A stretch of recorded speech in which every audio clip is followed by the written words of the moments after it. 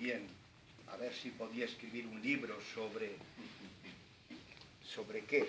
Pues y leí un título al final que parece el título de un libro del siglo XVII o XVIII, muy largo, ¿no? Que se titula Crónica de una denuncia ininterrumpida. Por eso le he pedido la revista a Pedro, porque no me acuerdo Crónica de una denuncia ininterrumpida durante año y medio, ahora ya van 20 meses. Por la escuela pública y laica. Escrita no por Antonio Ramayona, lo siento, sino por alguien que se llama Perroflauta Motorizado, que es el nombre que me puso un médico de la Asociación Derecho a Morir Dignamente, a la que pertenezco, y que a los 2 días me dijo: tú eres un perroflauta de estar en la calle, pero motorizado por la silla con motor, ¿no? No sé si resulta muy interesante hablar de esa experiencia, pero me gustaría, conectando un poquito con lo que ha dicho Pedro, y lo tenía ya más o menos apuntado tras la lectura de la revista, que el título de Nuevos Derechos para Nuevas Situaciones, a medida que lo iba leyendo, me estaba preguntando que qué nuevas situaciones son esas, porque cada vez que había una nueva situación, buscando el común denominador, veía que era tan vieja como casi el ser humano, o al menos desde la sociedad industrial y desde la revolución industrial, con toda la explotación ya industrial que lleva el asunto, ¿no? A esa nueva situación supuestamente responden nuevos derechos, pero yo, a medida que iba leyendo la revista, incluido el derecho al agua, veía que no era nuevo, era simplemente un derecho que se presuponía, porque así como hay un derecho al latido cardíaco del sístole y la diástole, es que vamos, se nos niegan eso. Hace 30, 40 años nos hablan del derecho al agua y decimos que está loco. Pero ¿cómo el derecho al agua? ¿Cómo el derecho al aire? ¿Cómo el derecho al sístole y al diástole? ¿Cómo puede ser? No son nuevos derechos.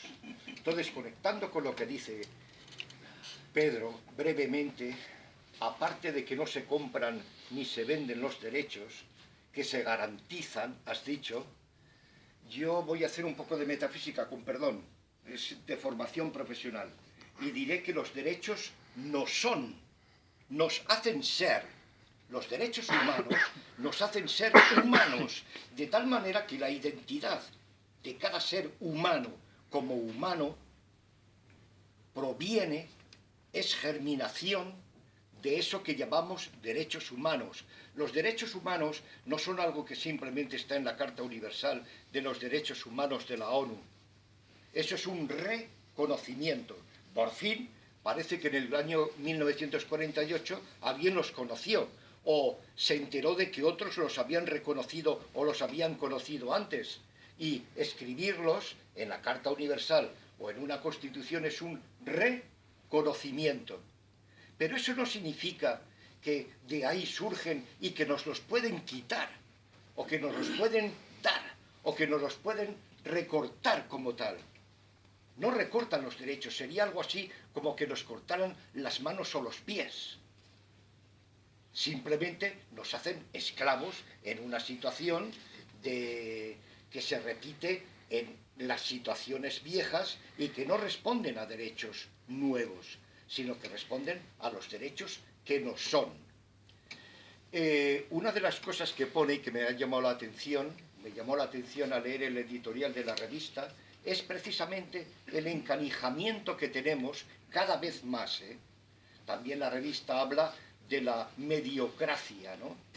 Como si el conocimiento y la información estuvieran dependiendo de los medios de comunicación. Y ya ni siquiera eso es cierto. Los medios de comunicación, o al menos la mayoría, son simplemente un cascarón mediante el cual cada vez más se expresan y presionan los poderes fácticos, puede ser los financieros, o los militares, o los de las farmacias, o los de los fondos de inversión. Da igual. Pero es que conocemos algún medio de comunicación. Yo no lo conozco, salvo Libre Pensamiento. Conocemos... El próximo número te ofreceremos otro artículo. Vale, pero esta vez no será gratis. Bueno, ahora volviendo a la cuestión, simplemente yo no conozco un medio de comunicación que diga independiente. Anda que no hay periodistas y no hay medios que se llaman independientes. Quiero verlos. De momento, sin ningún tipo o afán de protagonismo, pues yo resulta que estuve escribiendo durante 20 años en un periódico que ahora no escribo porque no han querido publicarme, o no sé, hay otra versión que tendré que respetar siempre. Un artículo que decía que durante un año yo estaba en el portal de la consejera. Y hay que respetar la mano que te da de comer. Quizás por eso no me lo publicaron. Una cosa que me ha llamado, conectando con los derechos, es algo que en la revista habla de la utopía, una de las cosas que a mí más me han servido de catapulta, ¿no? Para vivir, para existir, para luchar, la utopía. La utopía no es lo imposible, ya lo dice Erasmo de Rotterdam en el subtítulo de la obra, ¿no? No es lo imposible, es lo óptimo. Y ahora resulta que en la revista, y además acertadamente, hablan de la utopía, pero de la utopía del empresariado con respecto al TTIP, al Tratado de Libre Comercio con los Estados Unidos, ¿no? Y resulta que nuestras utopías como trabajadores ya se llaman distopías, y es verdad. ¿Existe la lucha de clases?, decía un supermillonario. Sí, claro que existe, pero lo estamos ganando nosotros. Eso es lo que decía. Otra cosa que me ha llamado mucho la atención es cómo lúcidamente se describe cómo se puede desmantelar un Estado social y democrático en 10 pasos. Es que a medida que lo leía decía, sí, sí, sí, es verdad, ¿no? Y después hay ahora que la televisión no vive más que de eso, se ha olvidado de explicar que en la revista hay un artículo sobre fútbol, porque a lo mejor así tiene más clientela, ¿no?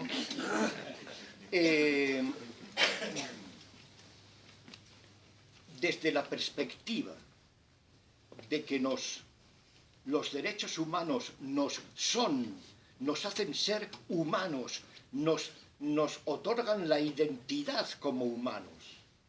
Eso es la función no. Esa es la esencia misma de los derechos humanos. Desde hace más de un año yo me levantaba por la mañana, jubilado, y me sentía muy mal. Había leído un artículo de Ziegler, es un cargo dentro de las Naciones Unidas de Derechos Humanos y tal, que explicaba cómo la sociedad cada vez va a lo que estamos viendo que va, y que no podemos permanecer pasivos, que tenemos que tomar partido, y tenemos que hablar menos y hacer más. Y desde esa línea tenemos, por ejemplo, decía, ocupar bancos, ir a la calle, luchar. Entonces, con otros compañeros y compañeras, pues nos dedicamos a ocupar bancos y cajas. Era muy típico y muy extraño. Llegaba la policía, nos pedía el carnet, nos íbamos. Después, incluso una vez, con mi hija y con otra amiga suya, fuimos al Banco de España y nos dimos cuenta de que había unas escaleras y yo no podía subir al Banco de España.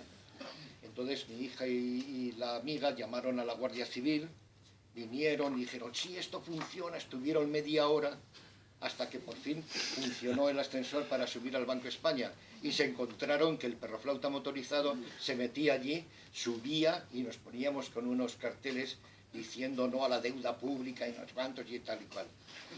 Después organizamos en Puerta Cinegia 2 días a la semana con carteles, cada uno, era algo así como instituir una plaza parecida a la Plaza de las Madres de Mayo, ¿no?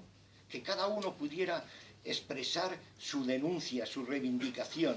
Y cuando me di cuenta de que nos habíamos convertido también en pues, parte del decorado de la Plaza de España, pues decidí, con cierta zozobra, porque no sabía lo que había habido, meses antes había habido un escrache ante la consejera y los habían llevado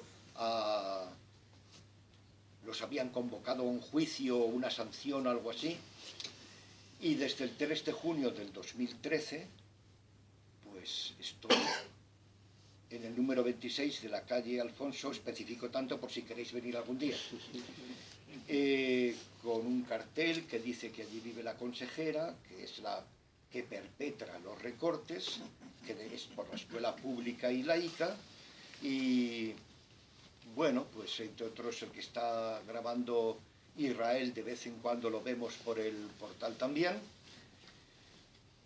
Y algunos me preguntan si eso sirve de algo o no. ¿Sirven de algo los lapiceros, las lavadoras y, no sé, las cámaras y los móviles? Nosotros y lo que hacemos no sirven, sino que valen, ¿no? Y resulta que a medida que el tiempo ha pasado, pues he conseguido la clave de la felicidad. Me he dado cuenta de que he conseguido la clave de la felicidad. No sé si decíroslo, porque os tendría que cobrar derechos de autor. Claro, pero como me siento generoso, no cobraré derechos de autor y diré que para mí la clave de la felicidad consiste en hacer coincidir lo que uno hace con lo que uno quiere y lo que uno debe. Y como yo lo intento todos los días, pues me siento bastante bien. Esta señora, Dolores Serrat, con un poco de suerte, no será consejera. No sé quién ganará las elecciones, quizás Pedro y compañía, ¿no? Y entonces lo mismo tengo que ir al portal de Pedro con el cartel y tal, y ya me contarás. Pero sea lo que sea, hay que continuar luchando. Y como última cosa que quiero decir es que cada vez yo respetaré siempre una concentración, una manifestación, un escrito y un tal y un cual. Cada vez estoy más convencido de que esto cambia, aparte de con algunas organizaciones prometedoras, con la huelga general indefinida y con la desobediencia civil, siempre desde la no violencia, siempre desde la inteligencia, pero es lo único que entiende esta gente. Yo me tengo encima 5 sanciones, de las cuales una pendiente aún de 600 euros, nos han llevado a juicio y el juez y el Tribunal Superior de Justicia de Aragón nos han dado la razón. Da igual, continuaremos. Y si pierden las elecciones en el ínterin de que gana quien sea, y pierde el PP, las autonómicas y las locales, pues lo mismo, me lío la manta a la cabeza y sé dónde vive don Gustavo Alcalde, delegado del gobierno de España en Aragón. Y a ver si así se van enterando. Y ánimo, y hay que continuar luchando, ¿eh?